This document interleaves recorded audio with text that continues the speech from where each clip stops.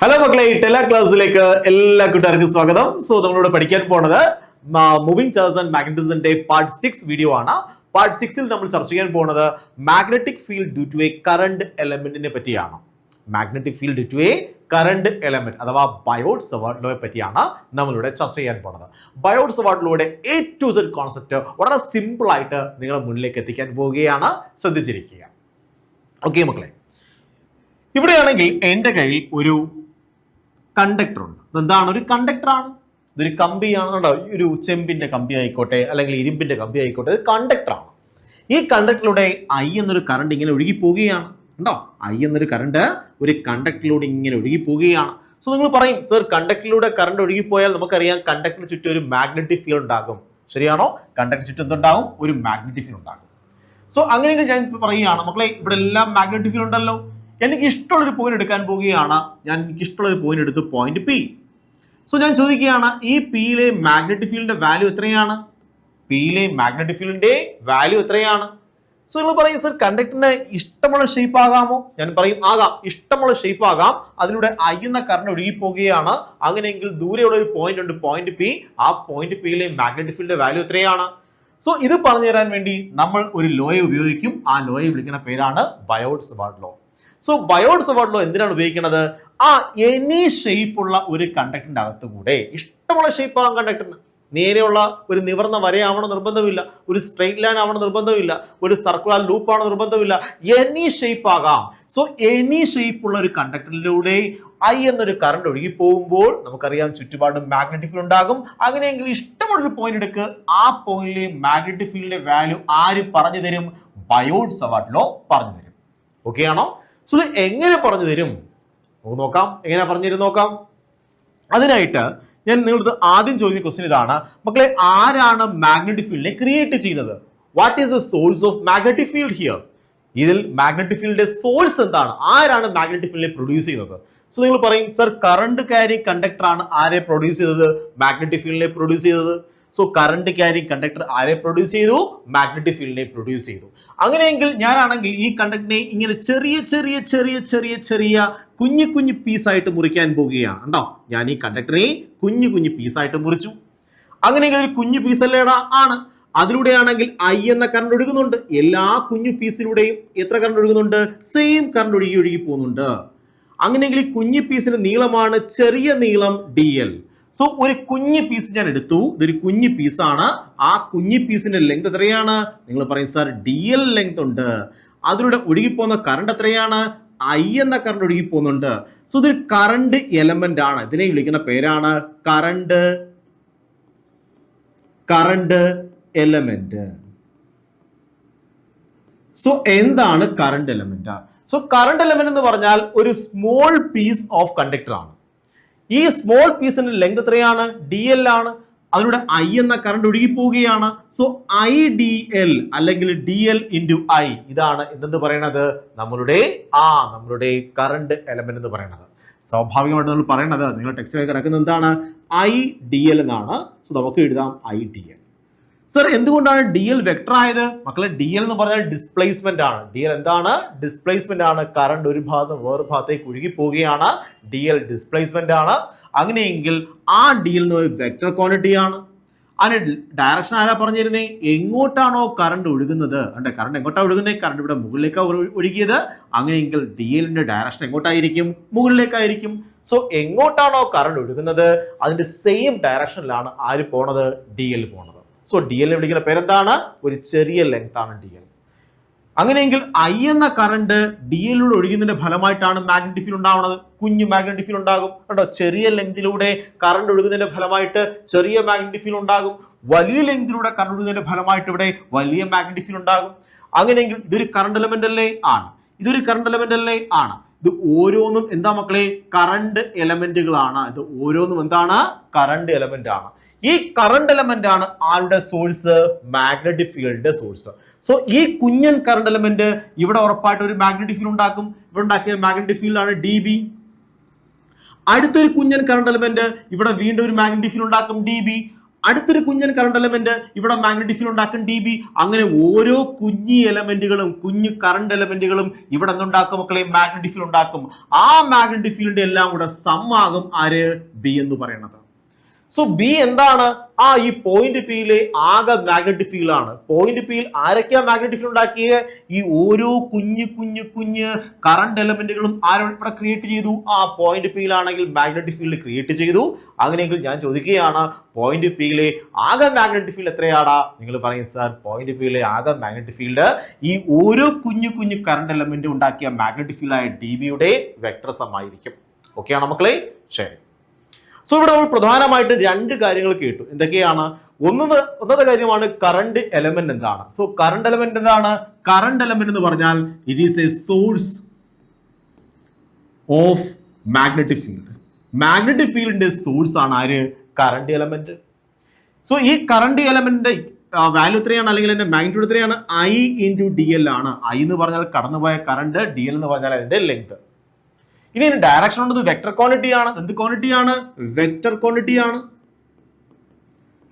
അതിന്റെ ഡയറക്ഷൻ എങ്ങനെയാണ്? എങ്ങോട്ടാണോ കറണ്ട് കടന്നു പോകുന്നത് അതിന്റെ സെയിം ഡയറക്ഷൻ ആണ്. ഡയറക്ഷൻ എങ്ങനെയാ പറയണേ? Direction of current.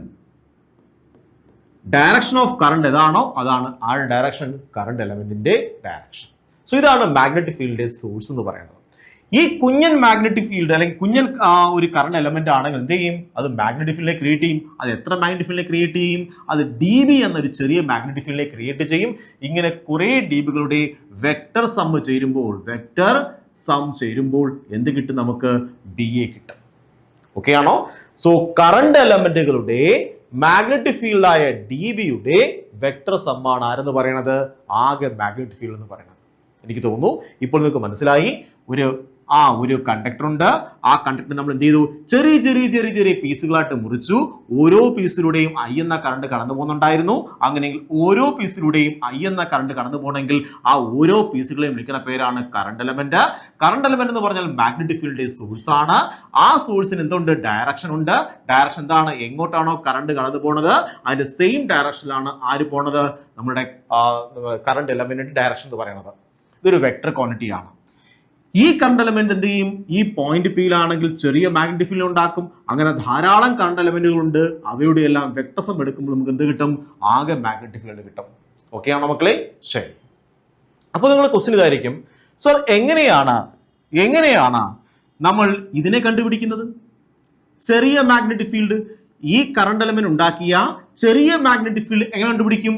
അതാണ് നമ്മൾ പഠിക്കാൻ പോണത്. Magnetic field due to a current element. ഒരു കറണ്ട് എലമെന്റ് ഉണ്ടാക്കുന്ന മാഗ്നറ്റിക് ഫീൽഡ് മനസ്സിലാവുന്നുണ്ടോ? Magnetic field due to a current element dB. അത് എങ്ങനെ കണ്ടുപിടിക്കും? ബയോട്ട്-സവാർട്ട് ലോ വഴി നമുക്ക് കണ്ടുപിടിക്കാം. സോ എന്താണ് പഠിക്കുന്നത്? Magnetic field due to a current element ആരാണത്? dB ആണ്. സോ dB എങ്ങനെ കണ്ടുപിടിക്കാൻ കഴിയും? ബയോട്ട്-സവാർട്ട് ലോ വഴി നമുക്ക് dB യെ കണ്ടുപിടിക്കാൻ കഴിയും. ഓക്കെ ആണോ? ശരി, നമുക്ക് ബയോട്ട്-സവാർട്ട് ലോ വഴി dB യെ കണ്ടുപിടിക്കാം. അങ്ങനെയെങ്കിൽ നമ്മൾ ഇതെല്ലാം വായിക്കാൻ പോവുകയാണ്. നമ്മളാണെങ്കിൽ ഒരു കണ്ടക്ടർ എടുത്തു. അതിലൂടെ I എന്ന കറണ്ട് ഇങ്ങനെ ഒഴുകി പോവുകയാണ്. നമുക്കറിയാം ഇതിൽ ധാരാളം എന്തുണ്ടടാ? കറണ്ട് എലമെന്റുകളുണ്ട്. സോ ഇതൊരു കറണ്ട് എലമെന്റ് ആണ്. എന്താണ്? dl എന്ന ലെങ്ത് ഉള്ള ഒരു കറണ്ട് എലമെന്റ് ആണ്. ശരിയാണോ? IDL ഇതാണ് നമ്മുടെ കറണ്ട് എലമെന്റ്. I × dl ആണ് കറണ്ട് എലമെന്റ്. എനിക്ക് അങ്ങ് ദൂരെ ഒരു പോയിന്റ് ഉണ്ട്, പോയിന്റ് P. ദൂരെ ഒരു പോയിന്റ് ഉണ്ട്. ഇതാണ് നമ്മുടെ പോയിന്റ് P. സോ പോയിന്റ് Pയിൽ എന്ത് കണ്ടുപിടിക്കണം? Magnetic field. ആരുണ്ടാക്കിയ മാഗ്നറ്റിക് ഫീൽഡ് ആണ്? കറണ്ട് എലമെന്റ് ഉണ്ടാക്കുന്ന മാഗ്നറ്റിക് ഫീൽഡിനെ കണ്ടുപിടിക്കണം. സോ കറണ്ട് എലമെന്റ് ഉണ്ടാക്കുന്ന മാഗ്നറ്റിക് ഫീൽഡ് എത്രയാണ്? ചിന്ന മാഗ്നറ്റിക് ഫീൽഡ് ആണ്, ചെറിയ മാഗ്നറ്റിക് ഫീൽഡ് ആണ്. കുഞ്ഞൻ എലമെന്റ് ഉണ്ടാക്കുന്ന മാഗ്നറ്റിക് ഫീൽഡ് ഇവിടെ ചെറിയ മാഗ്നറ്റിക് ഫീൽഡ് ആണ്. അതിന്റെ വാല്യൂ എത്രയാണ്? dB ആണ്. അതാണ് നമുക്ക് കണ്ടുപിടിക്കേണ്ടത്. സോ ബയോട്ട്-സവാർട്ട് ലോ പറയുന്നത് ഇങ്ങനെയാണ്. നിങ്ങൾ ആദ്യം എന്ത് ചെയ്യണം? ഇതാണ് നമ്മുടെ സോഴ്സ്, ഇതാണ് നമ്മുടെ ഡെസ്റ്റിനേഷൻ. സോ സോഴ്സിൽ നിന്നും ഡെസ്റ്റിനേഷനിലേക്ക് എന്ത് ചെയ്യണം? ഒരു വെക്ടർ വരയ്ക്കണം, പൊസിഷൻ വെക്ടർ വരയ്ക്കണം. ഞാൻ വരയ്ക്കുകയാണ്. ഇതാണ് നമ്മുടെ position vector R. Okay. So സോഴ്സിൽ നിന്നും ഞാൻ ഇങ്ങോട്ട് മാറ്റി വരയ്ക്കാം. സോഴ്സിൽ നിന്നും ഡെസ്റ്റിനേഷനിലേക്ക് എന്ത് ചെയ്യണം? നമ്മളാണെങ്കിൽ സോഴ്സിൽ നിന്നും ഡെസ്റ്റിനേഷനിലേക്ക് നമ്മൾ എന്ത് ചെയ്യണം? IDL ഒരു പൊസിഷൻ വെക്ടറിനെ വരയ്ക്കണം. ഇപ്പോൾ ഒരു ആംഗിൾ ഉണ്ടാകും തീറ്റ. സോ തീറ്റ എന്ന ആംഗിൾ ആരാണ് ക്രിയേറ്റ് ചെയ്യുന്നത്? നിങ്ങൾ പറയും സർ, ഈ ആംഗിൾ എന്ന് പറഞ്ഞാൽ പൊസിഷൻ വെക്ടറും അതുപോലെ കറണ്ട് എലമെന്റും. ഇതാണ് കറണ്ട് എലമെന്റ് എന്ന് പറയുന്നത്. ഈ കറണ്ട് എലമെന്റിനും ഇടയിലുള്ള ആംഗിൾ ആണ് theta. So theta is the angle between position vector R and അതുപോലെ എന്താണ് IDL. സോ ഇവയ്ക്ക് ഇടയിലുള്ള ആംഗിൾ ആണ് ആരെന്ന് പറയുന്നത്? തീറ്റ എന്ന് പറയുന്നത്. So theta is the angle between position vector and current element ഇക്കാര്യം മനസ്സിലായോടാ? നിങ്ങൾ പറയും സർ സിമ്പിൾ, ഈ കാര്യം ഞങ്ങൾക്ക് മനസ്സിലായി. ഓക്കെ ആണോ? ശരി. അങ്ങനെയെങ്കിൽ ബയോട്സ് വാർഡിൽ പറഞ്ഞ എങ്ങനെയാണ്? DB is directly proportional to current element. DB directly proportional to എന്താണ്? Current element. ഇതാണ് ബയോട്സ് വാർഡിലോ ആദ്യം പറഞ്ഞത്. പിന്നെ പറഞ്ഞു DB is directly proportional to sine theta. ഉണ്ടോ? ആംഗിളിനെ ഡിപെൻഡ് ചെയ്യുന്നുണ്ട് ബയോട്സ് വാർഡിലോ. DB പ്രൊപ്പോർഷണൽ ടു എന്താണ്? Sine theta. അടുത്തത് DB is inversely proportional to R². ഈ മൂന്ന് കാര്യങ്ങളാണ് ആര് പറഞ്ഞത്? ബയോട്സ് വാർഡിലോ പറയണത്. നമുക്ക് ചേർത്ത് പറയാമല്ലോ. ഈ മൂന്ന് കേസസ് നമുക്ക് എന്ത് ചെയ്യാം? ഈ മൂന്ന് സ്റ്റേറ്റ്മെന്റ് നമുക്ക് ചേർത്ത് പറയാം. So DB proportional to IDL sin theta divided by R². നമുക്ക് ഈ പ്രൊപ്പോർഷണാലിറ്റി സൈൻ ചെയ്ത് മാറ്റാം. ഒരു കോൺസ്റ്റന്റ് മൾട്ടിപ്ലൈ ചെയ്യാം. So DB which is equal to mu0 divided by 4 pi IDL sin theta divided by R². So നമുക്ക് ആരുടെ value കിട്ടി? DB യുടെ വാല്യൂ കിട്ടി. എന്താ DB എന്ന് പറയുന്നത്? മാഗ്നറ്റിക് ഫീൽഡ് ആണ്. ആരുടെ മാഗ്നറ്റിക് ഫീൽഡ് ആണ്? ഈ കുഞ്ഞൻ കറണ്ട് എലമെന്റിന്റെ മാഗ്നറ്റിക് ഫീൽഡ് ആണ് DB. മനസ്സിലായോ? അപ്പൊ നിങ്ങൾ ചോദിക്കും സർ, കുഞ്ഞൻ കറണ്ട് എലമെന്റിന്റെ മാഗ്നറ്റിക് ഫീൽഡ് ആണ് DB, നമുക്ക് വേണ്ടുന്നത് ആകെ മാഗ്നറ്റിക് ഫീൽഡ് അല്ലേ? അപ്പൊ നിങ്ങൾ എന്ത് ചെയ്യണം മക്കളെ? ഇന്റഗ്രേറ്റ് ചെയ്യണം. നമ്മൾ ഇനി ഓരോ ക്വസ്റ്റ്യൻ ചെയ്യുമ്പോഴും ഷേപ്പ് അനുസരിച്ച് നമ്മൾ എന്ത് ചെയ്യും? ഇന്റഗ്രേറ്റ് ചെയ്യും. അങ്ങനെ ഇന്റഗ്രേറ്റ് ചെയ്യുമ്പോൾ DB ഇന്റഗ്രേറ്റ് ചെയ്യുമ്പോൾ നമുക്ക് എന്ത് കിട്ടും? അങ്ങോട്ട് നമുക്ക് ബിന്റെ വാല്യൂ കിട്ടും, ആകെ മാഗ്നറ്റിക് ഫീൽഡ് കിട്ടും. സോ ചെറിയ ഈ മാഗ്നറ്റിക് ഫീൽഡ്, ഓരോ കുഞ്ഞൻ കറണ്ട് എലമെന്റ് ഉണ്ടാക്കുന്ന ചെറിയ മാഗ്നറ്റിക് ഫീൽഡ് നമ്മൾ ഇന്റഗ്രേറ്റ് ചെയ്യുമ്പോൾ നമുക്ക് ആകെ മാഗ്നറ്റിക് ഫീൽഡ് കിട്ടും. അത് ഡിപ്പെൻഡ്സ് ഓൺ ക്വസ്റ്റ്യൻസ് ആയിരിക്കും. സോ ബയോട്സ് വാർഡിൽ എന്താ പറഞ്ഞിരുന്നേ? ബയോട്സ് വാർഡിൽ പറയുന്നത് ആ കുഞ്ഞൻ കറണ്ട് എലമെന്റ് എന്തുമാത്രം മാഗ്നറ്റിക് ഫീൽഡ് ആണ് ക്രിയേറ്റ് ചെയ്തത്. അതിന്റെ വാല്യൂ എത്രയാണ്? mu0 by 4 pi IDL sin theta divided by R². നമുക്കിനി ഓരോ കാര്യങ്ങളും നോക്കാം. DB എന്താണ്? Magnetic field. ആരുടെ മാഗ്നറ്റിക് ഫീൽഡ് ആണ്? കുഞ്ഞൻ കറണ്ട് എലമെന്റിന്റെ magnetic field DB is directly proportional to IDL. Current element depend ചെയ്യുന്നുണ്ട്. നോക്ക്, കൂടുതൽ കറണ്ട് പോയാൽ കൂടുതൽ മാഗ്നറ്റിക് ഫീൽഡ് ഉണ്ടാകും. കൂടുതൽ ലെങ്ത് ഉണ്ടായിരുന്നെങ്കിൽ, കണ്ടക്ടറിന് കൂടുതൽ ലെങ്ത് ഉണ്ടായിരുന്നെങ്കിൽ കൂടുതൽ മാഗ്നറ്റിക് ഫീൽഡ് ക്രിയേറ്റ് ചെയ്യും. ഓക്കെ ആണ്? DB proportional to sine angle ഉണ്ടോ? Sine theta. അതെന്താ കാര്യം? നോക്ക്, ചാർജിനെ പോലല്ല മാഗ്നറ്റിക് ഫീൽഡ് എന്ന് പറയുന്നത്. ഫോർ എക്സാമ്പിൾ, ഞാൻ ചാർജ് എടുത്തു കഴിഞ്ഞാൽ അങ്ങോട്ട് മാറ്റി വരയ്ക്കാൻ പോവുകയാണ്. ഞാൻ Q എന്നൊരു ചാർജ് എടുത്തു. കണ്ടോ? Q എന്നൊരു ചാർജ് എടുത്തു. ഇവിടുന്ന് R അകലെയാണെങ്കിൽ ഒരു പോയിന്റ് ഉണ്ട്, പോയിന്റ് A. ഇവിടുന്ന് R അകലെ മറ്റൊരു പോയിന്റ് ഉണ്ട്, പോയിന്റ് B. മക്കളെ, പോയിന്റ് എയിലെയും പോയിന്റ് ബിയിലെയും ഇന്റൻസിറ്റി ഒരുപോലെയാണ്. കാര്യം ഒരേ ഡിസ്റ്റൻസ് ആണ്. ശരിയാണോ? ഒരേ ഡിസ്റ്റൻസ് ആയതുകൊണ്ട് ഒരേ ഇന്റൻസിറ്റി ആയിരിക്കും. പക്ഷെ അതുപോലെയല്ല മാഗ്നറ്റിസത്തിന്റെ കാര്യത്തിൽ. മാഗ്നറ്റിസത്തിൽ ഇതുപോലെയല്ല. ഫോർ എക്സാമ്പിൾ, നിങ്ങൾക്ക് ചെയ്ത് നോക്കാവുന്ന കാര്യമാണ്. ഇവിടെയാണെങ്കിൽ എൻ്റെ കയ്യിൽ ഒരു ബാർ മാഗ്നറ്റ് ഉണ്ട്, ഒരു കാന്തമുണ്ട്. നോർത്ത് ഉണ്ട്, സൗത്ത്, ഒരു ബാർ മാഗ്നറ്റ് ആണ്. ഞാനാണെങ്കിൽ ഇവിടെ കുറച്ച് അയണിന്റെ പീസ് കൊണ്ടുവച്ചു, അതേ ഡിസ്റ്റൻസ് ഇങ്ങോട്ട് മാറ്റി വെച്ചു, സെയിം അകലമാണ്, കുറച്ച് അയണിന്റെ പീസ് ഇവിടെ കൊണ്ടുവച്ചു. ഞാൻ എയിലും അയണിന്റെ പീസ് കൊണ്ടുവച്ചു, ബിയിലും അയണിന്റെ പീസ് കൊണ്ടുവച്ചു.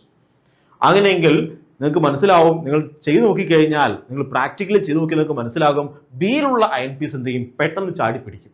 പക്ഷേ എയിലുള്ള അയൺ പീസ് അതേ ദൂരത്തിലിരിക്കുകയാണെങ്കിലും അത് പെട്ടെന്ന് ചാടി പിടിക്കത്തില്ല.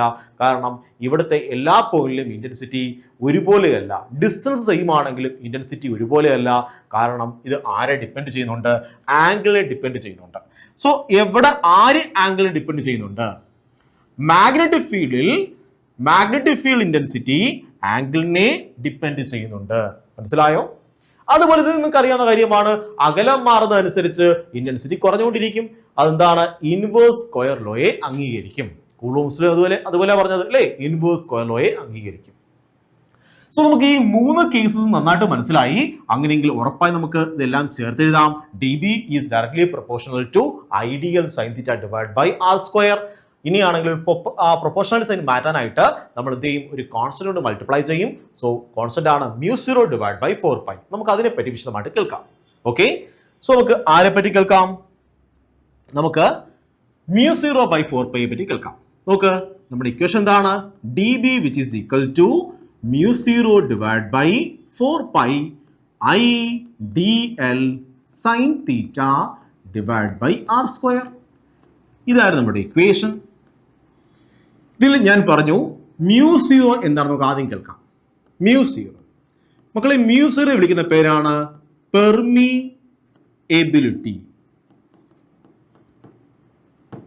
മക്കളെ, പെർമിയബിലിറ്റി എന്ന് പറഞ്ഞു കഴിഞ്ഞാൽ it is the ability of a medium to conduct magnetic field lines. So ഈ മാഗ്നറ്റിക് ഫീൽഡ് ലൈൻസ് എതിലൂടെയാണ് കടന്നു പോകേണ്ടത്? മീഡിയത്തിലൂടെയാണ് കടന്നു പോകേണ്ടത്. ശരിയല്ലേ? എയർ, അതുപോലെ അല്ലെങ്കിൽ അയൺ അല്ലെങ്കിൽ വാട്ടർ. ഇപ്പൊ ഏതെങ്കിലും ഒരു മീഡിയത്തിനകത്തൂടെയാണ് ആര് കടന്നു പോകേണ്ടത്? മാഗ്നറ്റിക് ഫീൽഡ് ലൈൻസ് കടന്നു പോകേണ്ടത്. സോ ഇതൊരു മീഡിയം ആണെന്ന് കരുതിക്കോ, ഇതൊരു മീഡിയമാണ്. ഇത് എയർ ആണെന്ന് കരുതിക്കോ, ഇത് എയർ ആണ്. സോ എയറിനകത്തൂടെ ആര് കടന്നു പോകണം? മാഗ്നറ്റിക് ഫീൽഡ് ലൈൻസ് കടന്നു പോകണം. ഫോർ എക്സാമ്പിൾ, ഇവിടെയാണെങ്കിൽ ഒരു കണ്ടക്ടർ ഉണ്ട്. ആ കണ്ടക്ടറിലൂടെ കറണ്ട് കടന്നു പോവുകയാണ്. അതിന്റെ ഫലമായിട്ട് എന്ത് ചെയ്ത് മാഗ്നറ്റിക് ഫീൽഡ് ലൈൻസ് പ്രൊഡ്യൂസ് ചെയ്യും. മാഗ്നറ്റിക് ഫീൽഡ് ലൈൻസ് എതിലൂടെയാണ് കടന്നു പോകേണ്ടത്? നമ്മുടെ മീഡിയത്തിനകത്തൂടെയാണ് കടന്നു പോകേണ്ടത്. ശരിയാണോ? മാഗ്നറ്റിക് ഫീൽഡ് ലൈൻസ് എന്ത് ചെയ്യും? മീഡിയത്തിനുള്ളിലൂടെ കടന്നു പോകേണ്ടതുണ്ട്. ഇവിടെയാണെങ്കിൽ മാഗ്നറ്റിക് ഫീൽഡ് ലൈൻസ് ഇങ്ങനെ കടന്നു പോകും. മീഡിയത്തിനകത്തൂടെ ഇങ്ങനെ കടന്നു പോകും. കണ്ടോ? എപ്പോഴും മനസ്സിലാക്കുക, മാഗ്നറ്റിക് ഫീൽഡ് ലൈൻസ് ഇങ്ങനെ ക്ലോസ് ലൂപ്പായിട്ടാണ് ഉണ്ടാക്കുന്നത്. ക്ലോസ് ലൂപ്പായിരിക്കും. സോ മാഗ്നറ്റിക് ഫീൽഡ് ലൈൻസ് എന്ത് ചെയ്യും? മീഡിയത്തിനകത്തൂടെ ഇങ്ങനെ കടന്നു പോകും. സോ മീഡിയത്തിനകത്തൂടെ കടന്നു പോകണമെങ്കിൽ മീഡിയം മാഗ്നറ്റിക് ഫീൽഡ് എന്ത് ചെയ്യണം? കടന്നു പോകാൻ സമ്മതിക്കണം. സോ ചില മീഡിയം എന്ത് ചെയ്യും? നന്നായി സമ്മതിക്കും, മാഗ്നറ്റിക് ഫീൽഡിനെ നന്നായിട്ട് കണ്ടക്ട് ചെയ്യും. സോ ഒരു മീഡിയം എത്രത്തോളമാണ് മാഗ്നറ്റിക് ഫീൽഡിനെ കടത്തിവിടുന്നത്, ആ കഴിവിനെ വിളിക്കുന്ന പേരാണ് എന്തെന്ന് പറയുന്നത്? പെർമിയബിലിറ്റി എന്ന് പറയുന്നത്. So permeability is the ability of a medium to conduct magnetic field lines. നല്ല പെർമിയബിലിറ്റി ഉണ്ടെന്ന് പറഞ്ഞു കഴിഞ്ഞാൽ അതിന്റെ മീനിങ് എന്താണ്? നന്നായി മാഗ്നറ്റിക് ഫീൽഡ് ലൈൻസിനെ കടത്തിവിടുന്നുണ്ടെന്നാണ്. പക്ഷേ ഇവിടെ എയർ ആണെങ്കിൽ എയർ അത്ര നല്ല പെർമിയബിൾ മീഡിയം അല്ല. എയർ നന്നായിട്ട് മാഗ്നറ്റിക് ഫീൽഡ് ലൈൻസിനെ കടത്തിവിടാറില്ല. സോ എയറിന്റെ പെർമിയബിലിറ്റി ആണ് μ0 എന്ന് പറയുന്നത്. അതിന്റെ വാല്യൂ 4π × 10⁻⁻7 ആണ്. ഓക്കെ, നമുക്ക് എന്റെ യൂണിറ്റിനെ പറ്റി കേൾക്കാം. സോ ഇപ്പം വാല്യൂ നോക്കുക, 4π × 10⁻⁻7 ആണ്. കണ്ടോ, വളരെ തീരെ ചെറിയൊരു വാല്യൂ ആണ് എയറിന്റെ പെർമിയബിലിറ്റി എന്ന് പറയുന്നത്. എയറിനേക്കാളും നന്നായിട്ട് കടത്തിവിടാൻ കഴിയുന്ന ആൾക്കാരാണ് അയൺ. അയണിലൂടെ എന്ത് ചെയ്യും? നല്ല രീതിയിലാണെങ്കിൽ മാഗ്നറ്റിക് ഫീൽഡ് ലൈൻസ് കടന്നു പോകാറുണ്ട്. പക്ഷേ ആണെങ്കിൽ എയറിലൂടെ മാഗ്നറ്റിക് ഫീൽഡ് കടന്നു പോകുന്നത് വളരെ കുറവാണ്. അപ്പം എയറിന്റെ പെർമിയബിലിറ്റി എത്രയാണ്? 4π × 10⁻⁻7 ആണ്. ഇനിയാണെങ്കിൽ നമുക്ക് ഇതിന്റെ യൂണിറ്റ് നോക്കാം, പെർമിയബിലിറ്റിയുടെ യൂണിറ്റ് നോക്കാം. ബാക്കിയെല്ലാം ഇവിടെ കൊണ്ടുവരാമല്ലോ. സോ μ0യുടെ യൂണിറ്റ് അറിയണമെങ്കിൽ ബാക്കി എല്ലാ ആൾക്കാരെയും ഇവിടെ കൊണ്ടുവരണം. So D B into 4π into R square divide by, ഇനി ഇവിടെ എല്ലാം താഴെ കൊണ്ടുവരാം, I D L sine theta. നമുക്ക് നോക്കാം, ഓരോ ആൾക്കാർ യൂണിറ്റ് നോക്കാം. ഡി ബി എന്ന് പറഞ്ഞാൽ ടെസ്ലയാണ്. 4πക്ക് യൂണിറ്റ് ഇല്ല, ഇത് മീറ്റർ സ്ക്വയർ ആണ്. ഡിവൈഡ് ബൈ, ഇത് ആംപിയർ ആണ് കറണ്ട് എന്ന് പറയുന്നത്. ലെങ്ത് എന്ന് പറഞ്ഞാൽ മീറ്റർ ആണ്. സോ ഇവിടുത്തെ ഒരു മീറ്ററും ക്യാൻസൽ ആകും. നമുക്ക് കിട്ടും ടെസ്ല മീറ്റർ പെർ ആംപിയർ എന്ന് കിട്ടും. സോ യൂണിറ്റ് എന്താണ്? Tesla metre per ampere. Tesla metre per ampere. ഇനി μ0/4π യുടെ വാല്യൂ എത്രയാണ്? μ0/4π വാല്യൂ എത്രയാണ്? നോക്ക്, μ0ന്റെ വാല്യൂ നമുക്കറിയാം 4π × 10⁻⁻7 ആണ്. ഡിവൈഡ് ബൈ 4π ചെയ്യുമ്പോൾ എന്ത് ചെയ്യും? 4πയും 4πയും ക്യാൻസൽ ആകും, നമുക്ക് 10⁻⁻7 എന്ന് ആൻസർ കിട്ടും. സോ μ0/4π എന്ന് കണ്ടു കഴിഞ്ഞാൽ നിങ്ങൾ പറയണം 10⁻⁻7. നിങ്ങൾ 1/4πε0 കാണുമ്പോൾ നിങ്ങൾ എത്ര പറയുമായിരുന്നു? ഇത് 9 × 10⁻9 പറയുമായിരുന്നു അല്ലേ? 9 × 10⁻9 നിങ്ങൾ പറയുമായിരുന്നു, 9 × 10⁻9 എന്ന് പറയുമായിരുന്നു. അതുപോലെ μ0/4π എന്ന് ഇനി കാണുമ്പോൾ നിങ്ങൾ പറയണം അത് 10⁻⁻7 ആണെന്ന് പറയണം. ഓക്കെ ആണോ? കാര്യം മനസ്സിലായോ? ശരി മക്കളെ, ഇനി മറ്റൊരു ഇമ്പോർട്ടന്റ് കാര്യം പറഞ്ഞു തരാൻ പോവുകയാണ്. ബയോട്ട് സവാർട്ട് ലോയുടെ നോക്ക്, നമ്മുടെ കണ്ടക്ടർ ഇതായിരുന്നു, അതിൽ I എന്ന കറണ്ട് കടന്നു പോവുകയാണ്. സോ നമ്മൾ എന്ത് ചെയ്തു? ഇവിടെ ഒരു ചെറിയ കറണ്ട് എലമെന്റ് എടുത്തു, DL എന്ന ഒരു കറണ്ട് എലമെന്റ് എടുത്തു. എന്നിട്ട് ഞാൻ നമ്മൾ പറഞ്ഞു നമുക്ക് ദൂരെ ഒരു പോയിന്റ് ഉണ്ട്, പോയിന്റ് പിയിലെ മാഗ്നറ്റിക് ഫീൽഡ് കണ്ടുപിടിക്കണമായിരുന്നു. ശരിയാണോ? സോ ഇവിടുന്ന് ഇങ്ങോട്ടാണെങ്കിൽ ഒരു പൊസിഷൻ വെക്ടർ വരച്ചു, R എന്ന പൊസിഷൻ വെക്ടർ വരച്ചു. സോ ഇവിടെയാണെങ്കിൽ ഈ കുഞ്ഞൻ കറണ്ട് എലമെന്റ് മൂലം ഇവിടെ നമുക്ക് DB എന്ന മാഗ്നറ്റിക് ഫീൽഡ് ഉണ്ടായി. സോ DBയുടെ വാല്യൂ നിങ്ങൾക്ക് അറിയാം. DBന്റെ മാഗ്നിറ്റ്യൂഡ് എത്രയാണ്? മാഗ്നിറ്റ്യൂഡ് നിങ്ങൾ പറയും sir μ0/4π I dl sin θ divide by r² ആണ്. നിങ്ങൾ പറയും ഇത് മാഗ്നിറ്റ്യൂഡ് ആണ്. ഇനി എന്തുണ്ട്? DBക്ക് ഡയറക്ഷൻ ഉണ്ട്, DB വെക്ടർ ആണ്. സോ DBക്ക് എന്തൊക്കെ ഉണ്ട്? മാഗ്നിറ്റ്യൂഡ് ഉണ്ട്, അതുപോലെ ഡയറക്ഷനും ഉണ്ട്. സോ മാഗ്നിറ്റ്യൂഡ് ഇതാണ് മാഗ്നിറ്റ്യൂഡ്. ഇനി ഡയറക്ഷൻ എന്താണ്? DBയുടെ ഡയറക്ഷൻ എന്താണ്? നമുക്ക് നോക്കാം. നോക്ക്, ഒരു കണ്ടക്ടറിലൂടെ കറണ്ട് കടന്നു പോകുമ്പോൾ ആ കണ്ടക്ടറിന് ചുറ്റും മാഗ്നറ്റിക് ഫീൽഡ് ഉണ്ടാകും. നമ്മൾ പറഞ്ഞതാണ് കണ്ടക്ടറിലൂടെ കറണ്ട് കടന്നു പോകുമ്പോൾ കണ്ടക്ടറിന് ചുറ്റും മാഗ്നറ്റിക് ഫീൽഡ് ഉണ്ടാകും. ആ മാഗ്നറ്റിക് ഫീൽഡ് എന്ന് പറയുന്നത് മനസ്സിലാക്കണമെങ്കിൽ കറണ്ട് കടന്നു പോകുന്ന ഡയറക്ഷൻ നിങ്ങൾ തമ്പ് കൊണ്ട് ഇങ്ങനെ പിടിച്ചിട്ട് എന്ത് ചെയ്യണം? നിങ്ങളുടെ റൈറ്റ് ഹാൻഡ് മടക്കി നോക്കണം. നിങ്ങൾ കറണ്ട് കടന്നു പോകുന്ന ഡയറക്ഷനാണ് തമ്പ് പിടിക്കുന്നതെങ്കിൽ ബാക്കി നിങ്ങളുടെ ഫിംഗേഴ്സ് ഉണ്ടോ, മടക്കുന്ന ഫിംഗേഴ്സ് എങ്ങനെയായിരിക്കും? മാഗ്നറ്റിക് ഫീൽഡ് ഡയറക്ഷനിലായിരിക്കും. സോ ഇവിടെ മാഗ്നറ്റിക് ഫീൽഡ് എങ്ങനെയാണ്? മാഗ്നറ്റിക് ഫീൽഡ് ഇങ്ങനെ കറയും അകത്തോട്ട് പോവുകയാണ്. നോക്ക്, കൈ ഇങ്ങനെ പിടിച്ച് നോക്ക്, മാഗ്നറ്റിക് ഫീൽഡ് ഇങ്ങനെ പോവുകയാണ്. നമ്മളിത് വീണ്ടും പഠിക്കും കേട്ടോ, ഇതേ സെയിം കാര്യം വീണ്ടും കേൾക്കും. അപ്പോൾ നമുക്ക് കാര്യം മനസ്സിലാകും. സോ കറണ്ട് കടന്നു പോകുന്ന ഡയറക്ഷനിലാണെങ്കിൽ കൈ പിടിക്കുക, ബാക്കി ഫിംഗേഴ്സ് റൈറ്റ് ഹാൻഡിലെ ബാക്കി ഫിംഗേഴ്സ് മടക്കി നോക്ക്, അങ്ങോട്ടായിരിക്കും മാഗ്നറ്റിക് ഫീൽഡ് കടന്നു പോകുന്നത്. സോ മാഗ്നറ്റിക് ഫീൽഡ് ഇങ്ങനെ പോവുകയാണ്, ഇങ്ങനെ മടങ്ങി ഇങ്ങനെ പോവുകയാണ് കേട്ടോ. ഇങ്ങനെയാണ് മാഗ്നറ്റിക് ഫീൽഡ് ആക്ട് ചെയ്യുന്നത്. സോ ഇവിടുത്തെ മാഗ്നറ്റിക് ഫീൽഡ് എങ്ങനെ ആക്ട് ചെയ്യുന്നത്? മാഗ്നറ്റിക് ഫീൽഡ് അകത്തേക്കാണ്, ഇൻ ടു ദ പ്ലെയിൻ ആണ്, അകത്തോട്ടാണ് മാഗ്നറ്റിക് ഫീൽഡ് ആക്ട് ചെയ്യുന്നത്. കാര്യം മനസ്സിലായോ? എപ്പോഴും മനസ്സിലാക്കേണ്ട കാര്യം, magnetic field is always, magnetic ഫീൽഡിന്റെ direction is always perpendicular to position vector. So magnetic field വളരെ ഇമ്പോർട്ടന്റ് ആയ കാര്യമാണ്. മാഗ്നറ്റിക് ഫീൽഡ് ഡയറക്ഷൻ എപ്പോഴും പൊസിഷൻ വെക്ടർ എങ്ങനെയായിരിക്കും മക്കളെ? പെർപെൻഡിക്കുലർ ആയിരിക്കും. ഓക്കെ ആണോ? സോ നോക്ക്, DBന്റെ മാഗ്നിറ്റ്യൂഡിനെ പറ്റി കേട്ടു, അതിന്റെ ഡയറക്ഷനെ പറ്റി കേട്ടു. ഡയറക്ഷൻ എപ്പോഴും എങ്ങനെയായിരിക്കും? പൊസിഷൻ വെക്ടറിന് പെർപെൻഡിക്കുലർ ആയിരിക്കും. ഇനി ഇതിന്റെ വെക്ടർ ഫോം പറഞ്ഞു കഴിഞ്ഞാൽ സിമ്പിൾ ആണ്. Vector form DB which is equal to μ0/4π നമുക്ക് അതുപോലെ എഴുതാം. IDL ഇത് വെക്ടർ ആണ്. ഇനി സൈൻ തീറ്റ കാണത്തില്ല, വെക്ടറിൽ എന്ത് കാണത്തില്ല? സൈൻ തീറ്റ കാണത്തില്ല. ഡിവൈഡ് ബൈ എന്തുണ്ട്? r² എന്നാണ്. ശരിയാണോ? ഇനി നോക്ക്, ഇവിടെ ഒരു പ്രശ്നമുണ്ട്. ഇവിടെ സൈൻ തീറ്റ കൊണ്ടുവരണം. ഇവിടെ സൈൻ തീറ്റ ഉണ്ട്, ഇവിടെ സൈൻ തീറ്റ ഇല്ല. ശരിയല്ലേ? സൈൻ തീറ്റ കൊണ്ടുവരണം.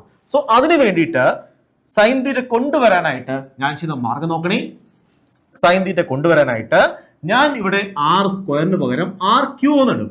അതിനുശേഷം ഇൻറ്റു ക്രോസ് r എന്നിടും. അപ്പൊ എന്താണ്? Ideal cross r.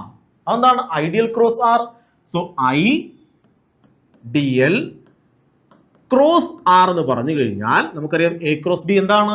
AB sign തീറ്റയാണ്.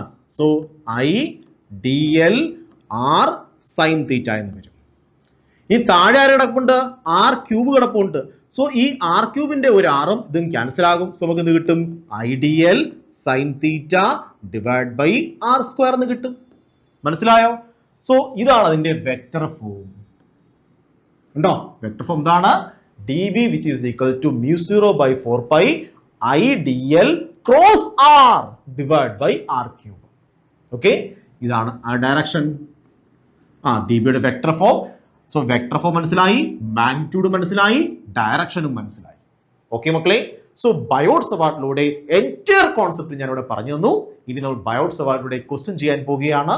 അടുത്ത വീഡിയോയിൽ നമ്മൾ ബയോട്ട് സവാർട്ടിലെ ക്വസ്റ്റ്യൻസും അതുപോലെ കൂളോംസ് ലോയും ബയോട്ട് സവാർട്ടിലൂടെ കമ്പാരിസൺ നമ്മൾ അടുത്ത വീഡിയോയിൽ ചർച്ച ചെയ്യുന്നതായിരിക്കും. സോ ഞാൻ ഈ വീഡിയോ ഇവിടെ വൈൻഡപ്പ് ചെയ്യുകയാണ്. Have a nice study. By.